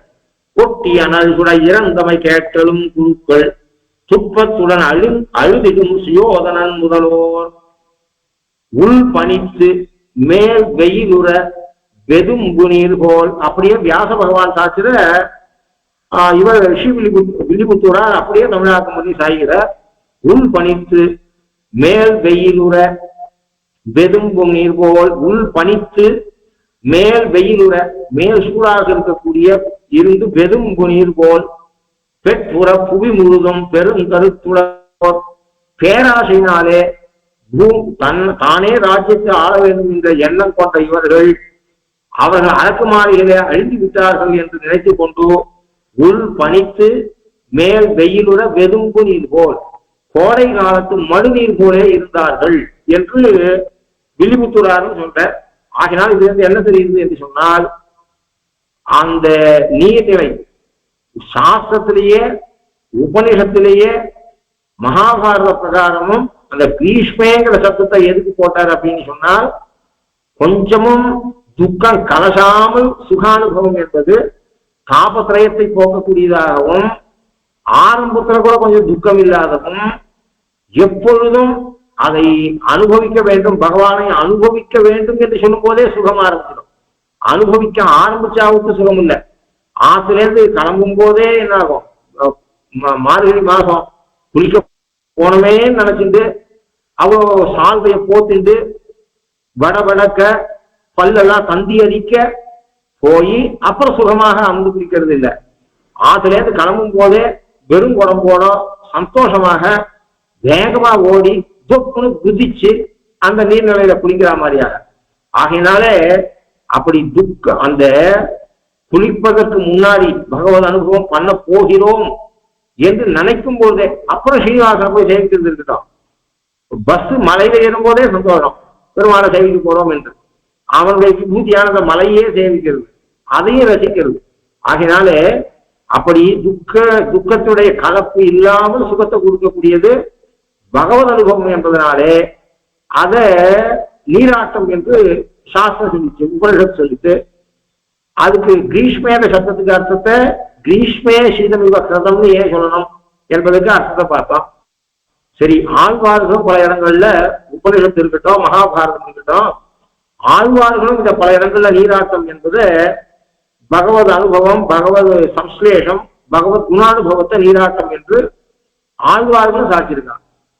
ஒரே ஒரு உதாரணம், ஒரு பான சோத்துக்கு ஒரு சோறு பதம்னு திருநெடுந்தாண்டகத்துல ஆழ்வார் கலியன் பொற்றாமரை கயம் நீராட போனால் பொதுவற்றால் முற்ற அராமணம் உடையால் பாவை மார்பன் முயகல துங்கிருப்பான் அகுதும் கண்டு மற்றால் தன் நிலவழிந்தால் ஆவிக்கின்றால் அணியரங்கம் ஆடுமோ தோழி என்னும் பெற்றேன் வாய்ச்சும் இறையும் பேச கேளால் வேறுபாடி தன் குடந்தனகரும் பாடி பொற்றாமரை கயம் நீராட போனால் ஒருவற்றால் என்பாலும் பொண்ணு மக்கள் வகுதே என்று சாய்கிறார். பொற்றாமரை கயம் நீராட போனால் பெற்றேன் வாய்ச்சொல் நிறையும் பேச கேளால் பேர்பாடி தன்குடந்த நகரும் பாடி பொற்றாமரை கயம் நீராட போனால். பொற்றா அங்க பெரியவாச்சாமுள்ள வியாக்கியானம் பண்ற பொற்றாமரை கயம் என்று பெரிய பெருமாளை சொல்லுகிறார். அதாவது திவ்ய தேசத்துக்கு போய் சேர்ந்து திவ்ய தேசத்தை அனுபவிக்கிறதையே ஒரு நீராட்டம் என்று சொல்ற பதப்பிரயோகமும் உண்டு. அந்த திவ்ய தேசத்துல எழுந்தருள் இருக்கக்கூடிய எம்பெருமானை அனுபவிக்கிறது என்பது ஒரு கிரீஷ்ம காலத்துல மடுவுல தீர்த்தாமாரத்துக்கு சமம் என்று சொல்வதும் உண்டு. தாய் என்ன சொல்கிறார், அணியரங்கம் ஆடுதுமோ தோழி என்னும். ஆடுதல் என்று சொன்னால் நீராடுதல் என்றார். என் பெண்ணானவள் அணியரங்கம் ஆடுகிறாள். அணியரங்கம் ஆடுகிறாள் அர்த்தம், அணியரங்கத்துக்கு போய் டான்ஸ் ஆடுறான்னு அர்த்தம் இல்லை. அணியரங்கம் தான் இவளுக்கு தாபத்தை போக்கக்கூடிய இடம். அப்போ அணியரங்கம் என்கிற குளம், அதுல போய் இவர் தீர்த்தம் ஆடுறார். அப்போ ஸ்ரீரங்கத்துல வாசத்தையே இவர் தாயானவள் தீர்த்தமாறுது என்று சொல்றார். அந்த ஸ்ரீரங்கத்துல எழுந்திருக்கிற எம்பெருமானை அனுபவிக்கிறது, பெரிய பெருமானை அனுபவிப்பது நீராட்டம் என்று பெண் சொல்கிறார். பொற்றாமரை கயம் நீராட போனால் பாசனம் என்ன இருக்கு, ஏதோ பொன் தாமரை கொண்ட குளம், அதுக்கு இவள் நீராட போயிருக்கிறாள். ஏன்னா பகவானுடைய திருமேனி எப்படிப்பட்டது, அவருடைய திருவடிகளும் தாமரை, திரு கைகளும் தாமரை, கண்களும் தாமரை, முகமும் தாமரை. ஆகையினாலே தாமரை காடு மலர் கண்ணொடு கனிவாய் உடையதுமாய் இருநாராயிரம் மலர்ந்தன்ன. ஒரு தடாகம், அதுல ஜலம் தெரியாத தாமரை புஷ்பங்கள் பூத்திருந்தால் என்ன அழகாக இருக்கும். கமலம் சப்தத்துக்கே கம் அலட்டி அந்த குளத்தை அலங்காரம் பண்றது என்று அர்த்தம். தாமரை இல்லாத குளத்துக்கும் தாமரை இருக்கிற குளத்துக்கும் அவ்வளவு வித்தியாசம் இருக்கும். ஒரு குளம் பெரிய குளம், ஆனா தாமரை இல்லாத இருக்கு. அதே குளத்துல நடுவுல ஒரே ஒரு தாமரை புஷ்பம் பூக்கட்டும், அந்த குளத்துக்கு எவ்வளவு அழகு சேர்க்கிறது. அப்ப பெருமாள் திருமேனி மொத்தம் ஒரு தாமரைகள் தான். கையும் தாமரை, கண்களும் தாமரை, திருவடிகளும் தாமரை. அப்படிப்பட்ட பொற்றாமரை கயம் நீராட போனால் பாசுரத்துல பொற்றாமரை கயம். இவ எங்கேயோ ஊர் வெளியில இருக்கக்கூடிய தாமரை பூத்து இருக்கக்கூடிய குளத்துக்கு தீர்த்தாமர போனாலும் அந்த பாசுரத்துல அண்டையுமே வராது. அது வியாக்கியானம் பண்ற பொற்றாமரை கயம் என்று பெரிய பெருமாளை சொல்லுகிறார். இந்த பாசுரத்திலே பாசுரம் அன்வயிக்க வேண்டும் என்று சொன்னால் பொற்றாமரை குளம் என்று சொல்லக்கூடியது இங்கு பெரிய பெருமாளை திருமேனியை சொல்கிறது என்று பெரியாச்சாம்பிரம் வியாக்கியானம் சாதிக்கிறார். இது மாதிரி சுவாமி தேசிகனும் பல இடங்கள்ல பகவத் அனுபவத்தை, பகவத் சம்ஸ்லேஷத்தை, பகவத் குணானுபவத்தை நீராட்டமாக சுவாமி காத்திருக்கிறதே ஒரு உபன்யாசம் பண்ணலாம். சுத்தாச்சார சக்கர சூரியோதயத்துல சுத்தாச்சார தபோவனைக நிரதா பிரஜானதைகாசிதா பத்மாகாந்த பதஸ்பிருகா சுரநதி நித்யாபிஷேகோஜ்வலா அத்தியாத்ம ஸ்ருதி சிந்தனேன தபசா நிர்தூத தோஷ புமான் கஸ்மை புத்திர கமிஷ்யதி ஸ்திதிமிமாம் கஸ்மை ஜ நிர்தேக்ஷதி. சுத்தாச்சார தபோவனைக நிரதா. சுத்த ஆச்சாரம் என்று சொல்லக்கூடிய தபோவனத்தை அடைஞ்சவனா இருக்கணும் மனுஷன். மத்த தபோவனத்துக்கெல்லாம் போறது இருக்கட்டும், நல் நடத்தை என்கிற தபோவனம் மனுஷத்துல இருக்கணும். அப்படிப்பட்டவன் எங்கேயும் போக வேண்டிய அவசியம் இல்லை. அப்படின்னா திவிதேச யாத்திரையை தூஷிக்கல சுவாமி தேசிகன். ஒவ்வொரு தனி மனிதனிடத்திலையும் இப்படிப்பட்ட தபோவனம் இருக்கணும். அந்த தபோவனத்துக்கு சென்று தரிசனம் பண்ணுவதற்கு முன்னாடி ஒன்னிடத்துல இந்த தபோவனத்தை நீ உண்டாக்கி கொள். சுத்த நல்ல நடத்தை என்கிற தபோவனம். சுத்தாச்சார தபோவன பிரஜான சைதாஸ்ரிதா. எத்தனையோ புண்ணிய மலைகளை ஏறதுக்கு இருக்கட்டும், நல்ல வேதாந்த ஞானம் என்கிற மலையில ஏறணும். அதை அடைந்திருக்க வேண்டும்னா பத்மாகாந்த பதஸ்பிருகா சுரநதி நித்யாபிஷேகோஜ்வலா. இங்கேருந்து போய் கங்கையில தீர்த்தாமாடட்டும், தப்பு இல்லை. பெருமாளுடைய சிவா தீர்த்தாமாட வேண்டியதுதான். அந்த கங்கையிலே தீர்த்தாமாடுவதற்கு முன்பு பத்மாகாந்த பதஸ்பிருகா சுரநதி பகவானுடைய திருவடி தாமரைகள் இருக்கக்கூடிய ஆசை என்கிற கங்கையிலே நீ தீர்த்தாமாட வேண்டும். இப்படிப்பட்டவன் அந்த இடத்துக்குலாம் போகாட்டாலும் பரவாயில்ல என்று அர்த்தம். அப்படின்னா பகவத் குணானுபவம் பண்ணுவது என்பதை பத்மாவுக்கு கணவனாக இருக்கக்கூடிய ஸ்ரீமன் நாராயணனுடைய திருவடி தாமரைகளிலே ஆசை என்கிற கங்கையிலே தினமும் தீர்த்தாமாடுவனாக இருக்க வேண்டும் என்று சாய்கிறார். அத மாதிரி வியாமோகிதா விவித போக மரீச்சிகாபிகி விஸ்ராந்தி மத்தியலபத உதைகநாத கம்பீர பூர்ண மதுராம் மமதீ பவந்தம் கிரீஷ்மே ததா தமிழ சீதமனு பிரவிஷ்டா. தேவநாயகன் அனுபவிக்கிறது அந்த இந்த ஸ்லோகத்துக்குலாம் ஒவ்வொரு ஸ்லோகத்துக்கே அரை மணி நேரம் சொல்லலாம். அதாவது வியாமோகிதா விவித போக மரீச்சிகாபிகி விஸ்ராந்தி மத்தியலபதே விதிசைகநாத. தேவநாதனே, லோகத்துல எதனவோ போகும், அதெல்லாம் காணல் நீர். காணல் நீரையே நீராக நினைச்சு எதிலையோ வியாமோகம் அடைந்திருந்த என்னுடைய மனமாகிற பெண், புத்தி ஆகிற ஜி என்கிற அங்க பெண்பால் சொல்லாக பயன்படுத்திருக்கார். மம ஜீஹி, உன்னை உண்ட தேவநாதன் என்று சொல்லக்கூடிய கம்பீர பூர்ண மதுரா, இனிமையாகவும் நிறைந்தும் இருக்கக்கூடிய ஆழமாகவும் இனிய நீரை கொண்டதும் ஆழமாகவும் பூர்ணமாகவும் இருக்கக்கூடிய. என்ன ஒண்ணுன்னா, கிரீஷ்ம காலத்துல மடுலாம் வத்தி இருக்கும், அதிக ஆழம் ஜலம் இருக்காது. அது போக்குறதுக்காக இங்க என்ன சாகினா கம்பீர பூர்ண மதுதான். மார்கழி காற்று மார்கழியில குளங்கள் ரொம்ப இருக்கும், ஆனா அதுல குளிக்கிறதுக்கு முன்னாடி கொஞ்சம் துக்கம், குளிச்சாவுக்கு சந்தோஷம், அமுதாவுக்கு சந்தோஷம். ஆனா கோடை காலத்துல பொதுவாக ஜலம் குறைஞ்சிருக்கும். ஆனா இந்த பகவானான பகவத் அனுபவம் இருக்க கோடை காலத்துல நீராடுவதற்கு சமம். ஆனா கோடை காலத்துல ஜலத்துக்கு பஞ்சமில்லாத குளம் இது. அதனால கம்பீர, கிரீஷ்ம காலத்துல ஜலம் குறைஞ்சிருக்குமேன்றதுக்காக கம்பீர சப்தத்தை பயன்படுத்தின. கிரீஷ்ம காலமாக இருக்கிற கொடுக்கக்கூடிய சுகத்தை பகவான் கொடுக்குறான். ஆனா பொதுவாக கிரீஷ்ம காலத்துல மதுக்களிலே ஜலம் குறைஞ்சிருக்கும். ஆனா இந்த பகவான் என்கிற மடுவிலே பூர்ணமாகத்தான் இருக்கும் ஜலம். கம்பீர பூர்ண மதுராம் மமதீ பவந்தம் கிரீஷ்மே ததாகமிவ சீதம் அனுப்பிரவிஷ்டா என்று சாய்கிறார். அப்படிப்பட்ட பகவத் அனுபவத்தை நீராட்டம் என்று சொல்கிறார். ஆண்டாளுடைய திருமேனியை சேவிக்கிறதும், ஆண்டாளுடைய வாயு திருநாமத்தை சொல்வதும், ஆண்டாளுடைய ஸ்ரீசூக்திகளை அனுபவிக்கிறதுக்கு இருக்க அதுவே ஒரு நீராட்டம் என்று கோதாஸ்திர சாட்சித. ஆகினால் தௌர்கத்திய துர்பிஷ விநாச சுதா நதீம்பான் சந்த பிரபத்திய சமயம் தியச்சிரேன தாபான்.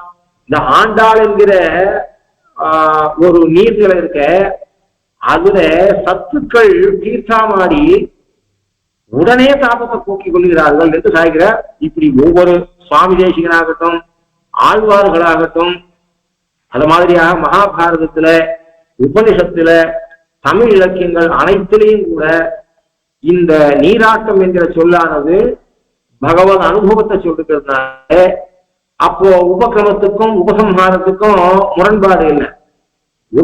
உபசம்ஹாரத்துல சொன்ன கிருஷ்ணானுபவம், கிருஷ்ண சம்ஸ்லேஷம் தான் முதல் பாசுரத்துல நீராட்டம் என்கிற சொல்லால சொல்லப்பட்டது. ஆகையினால இது உயர்ந்தது.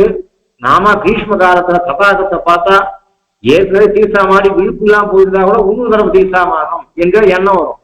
நாங்கள்லாம் என்ன பண்ணுவோம், அப்பா அம்மா சொல்லுவா 3 தடவை குளிங்க போறோம், இப்ப ஒரு தடவை குளிச்சுட்டு வந்து காட்டால மத்தியானம் 12 மணிக்கு போய் ஏறிக்கு குளிச்சுட்டு வா, அப்புறம் சாயங்காலம் 5 மணிக்கு குளி, மறுபடியும் போய் குளிக்காத அப்படின்னு பெய்வா. இவாளுக்கு தெரிஞ்சு 3 தடவை குளிச்சுட்டு இவாளுக்கு தெரியாத ஒரு பிளாஸ்டிக் கவரை கொண்டு போய் குடுமிய அதால மறைச்சு விட்டுட்டு திருமண் நனையாத குளிச்சுட்டு, அதாவது கிராமம் அங்கெல்லாம் மனுஷா இருக்க மாட்டா, வஸ்திரம் மொத்தத்தையும் கழட்டி வச்சுட்டு ஒரு பிளாஸ்டிக்கை போட்டு, ஏன்னா வஸ்திரம் நம்பிக்கா தெரிஞ்சிடும் 3 தடவை குளிச்சிட்டியாலும் முதுகு 2 அடி விடும். அதுக்காக ஒரு பிளாஸ்டிக் கவரை எடுத்துட்டு போய் குடுமிய நனையாத பார்த்துட்டு வஸ்திரத்தெல்லாம் கழட்டி கடையில வச்சுட்டு, சின்ன குழந்தையாக இருக்கும்போது வஸ்திரத்தெல்லாம் கழட்டி கடையில வச்சுட்டு திருமண் நனையாம மூக்கு வரை அமுந்து குளிச்சுட்டு, அதுல சண்டை வரும், எவனா ஒருத்தா தண்ணியை வாரி இருக்கும் போட வந்தா திரும்ப கிளம்பி கொடுத்தா கஷ்டம். அவளுக்கு தெரியாத கப்புக்குன்னு வந்து ஒரு திருமணம் இட்டு இவ்வளவு பண்ணுவாங்க கிராமத்துல. அப்படின்னா எதுக்கு சொல்றேன்னா, அப்போ தமிழ் இலக்கியமும் நீராட்டத்தை ஆண் பெண் கல்வியை சொல்றது, உபநிஷத்துல நீராட்டமாகவே பகவத் அனுபவத்தை சொல்றது, ஆழ்வார்களும் சாட்சிருக்கா, சுவாமி தேசியனும் பயன்படுத்திருக்க. ஆண்டாலும் இதை குறிப்பதற்காக என்ன பண்றாருன்னா, இந்த நீராட்டத்தை இப்போதே எம்மை நீராட்டு உன் மணாலனை இப்போதே எம்மை நீராட்டு, வாத்தியத்தை கொடுத்து வரும்போது இற்றை பறை கொள்வான் நன்றுதான் கோவிந்தா, நாங்க வயங்கி வந்த பறை வேற, இந்த பறை இல்லை அப்படின்னு சொல்றாங்க. அப்புறம் என்ன பண்ணிட்டா, இந்த நீராட்டம் என்கிற சொல்லும் கிருஷ்ண சம்ஸ்லேஷத்தையும் கிருஷ்ண குணானுபவத்தையும் சொல்றது என்பதை காட்டுவதற்காக உண்மனாலனை இப்போதே எம்மை நீராட்டு, அந்த பதம் வந்து குளிக்கிறதாக அர்த்தம் பண்ணா அந்த பாசுரத்தை, அந்த பாசுரத்துடைய அர்த்தத்தை பார்க்கும்போது பார்ப்போம், அங்க குளித்தல் என்கிற பொருளிலே அந்த பாசுரத்துக்கு அர்த்தம் பண்ணா ரசிக்காது. அப்ப என்ன பண்றா, விண்மனாலனை எம்மோடு நீராட்டு என்று அர்த்தம். அப்போ அதுல இருந்து என்ன தெரியுதுன்னு சொன்னா, இவளே பாசுரத்துல மேல இந்த நீராட்டம் என்பது கிருஷ்ணானுபவம், கிருஷ்ண சம்சேஷம் என்பதை குறிச்சுட்டார். அதனால முன்னுரை பாசுரமான மார்கழி திங்கள் பாசுரத்துக்கும் முடிவுரை பாசுரமான சிற்றஞ்சிற்காலை பாசுரத்துக்கும் முரண்பாடு இல்லை. ஆரம்பத்துல சொன்னதான் முடிவுல முடிச்சிருக்கா. ஆனால் அப்படி இருந்துச்சு ஏன் நீராட்டம் என்று இப்படி குறிக்க வேண்டும் என்பது கேள்வி. அது உலகத்தாருக்கு இத்தனை நாளாக நிலவரையிலே வைத்தவர்களுக்கு இந்த உள்ளுரை தெரியக்கூடாது, உட்பொருள் தெரியக்கூடாது என்பதற்காக இப்படிப்பட்ட சொல்லாத்துல இலக்கியத்துக்காக அவர் பயன்படுத்தினார் என்று அர்த்தம். ஆகையால மீதி விடயங்களை நீராட போதுமே போதுமினோ நேரையீர் மீதி பாசுரத்தோட அர்த்தத்தை நாளைக்கு பார்ப்போம். பொதுவாக அன்னைக்கு திருநாம பாசுரத்துல வராது, ஏற்கனவே பின் பாசுரத்தை திருநாம பாசுரத்தை சொல்லிட்டு நாளைக்கு வயிற்று வாழ்வீர்கள் பாசுரத்தை சொல்லிட்டு இதை முடிச்சுட்டு அதோடைய ஆரம்பமாகத்தான் இருக்கும். பெரும்பாலும் பின் பாசுரத்தோட அர்த்தத்தை தான் முன்னால் சொல்ல வேண்டி வரும். நாளைக்கு பார்ப்போம். கவிதார்க்கிய சிம்மாய கல்யாண குணசாலினே ஸ்ரீமதே வெங்கடேசாய வேதாந்த குரவே நமஹ. ஸ்ரீமதே ஸ்ரீ லக்ஷ்மீ சம்மதிய பாதுகா சேவக ஸ்ரீமன் ஜலகோபஸ்ரீ நாராயண தீர்த்த மகாதேசிகாய நமஹ. ஸ்ரீமதே ஸ்ரீமன் ஜலகோபஸ்ரீ ரங்கநாத தீர்த்த மகாதேசிகாய நமஹ.